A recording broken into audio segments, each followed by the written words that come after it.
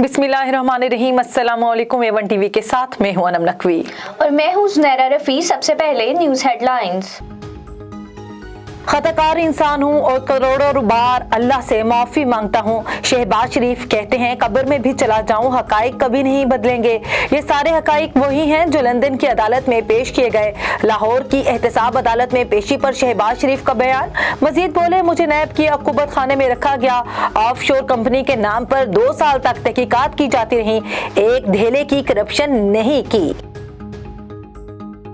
वज़ीर इत्तलात फवाद चौधरी की शहबाज शरीफ मुकदमा बराह रास्त दिखाने की इस्तदा। ट्वीट में कहा, कौम को मुबारकबाद हो। तवील तहकीकात के बाद 18 फरवरी को शहबाज शरीफ पर फर्द जुर्म आयद होगी। चपरासी के नाम 4 करोड़ रुपए का अकाउंट खोला गया। दर्जनों दिलचस्प फ्रॉड शहबाज शरीफ के मुकदमे का हिस्सा हैं। इसे बराह रास्त दिखाने की इजाजत दे दी जाए।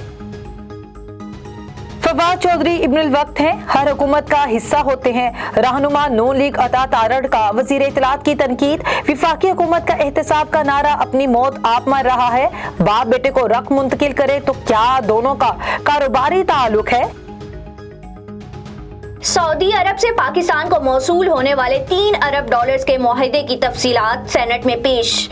वज़ीर खजाना के तहरीरी जवाब के मुताबिक सऊदी अरब से मौसूल रकम पर 4% सालाना इंटरेस्ट है, जो हर 3 माह में अदा करनी होगी। कर्ज वापसी का टाइम फ्रेम 1 साल है। कर्ज सऊदी कानून और रूल्स के मुताबिक दिया गया है। बिलावल के उस्ताद नालायक हैं। वजीर खारजा शाह महमूद कुरैशी कहते हैं बिलावल भुट्टो को लिखी हुई पर्चियां दी जाती हैं। बिलावल भुट्टो को अभी तक इदराक नहीं कि वो क्या कह रहे हैं और हकीकत क्या है।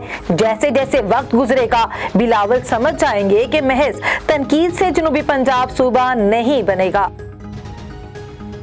मुल्की सियासी माहौल में गर्मा गर्मी, सियासी राबतों में तेजी। वज़ीर आला पंजाब उस्मान बुज़दार के अरकान कौमी और सूबाई असम्बली से राबते।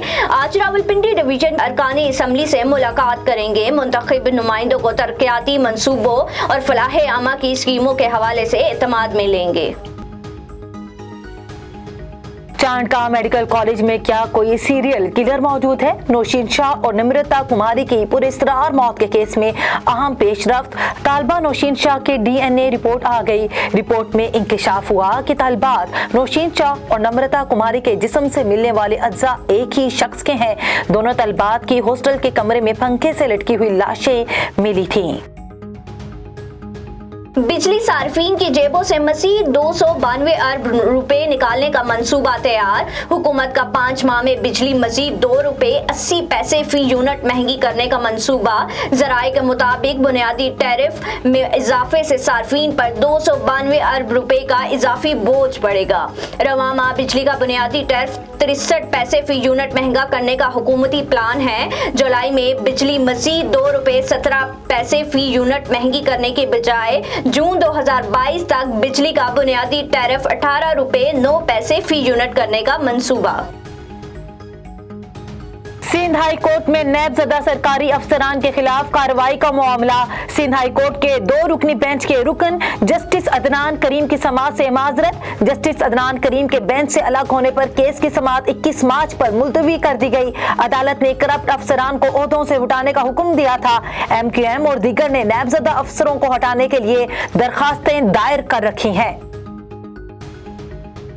कोरोना वायरस से मजीद 39 अफराद जान की बाजी हार गए। मुल्क भर में 3,498 नए मरीज रिपोर्ट हुए। कोरोना मस्बत केसेस की शरह 6.02% रही। कराची में मस्बत केसेस की शरह 9.3, लाहौर में 6.97, रावलपिंडी में 7.65 और इस्लामाबाद में 5.58% रही। बरतानवी शहजादा चार्ल्स का कोरोना टेस्ट दोबारा मस्बत आ गया। शहजादा चार्ल्स ने करंटीना कर लिया। हेडलाइन से फिल वक्त इतना ही। मजीद खबरों से बाखबर रहने के लिए देखते रहिए A1 टीवी। A1 टीवी, सब पे नजर, अंदर की खबर।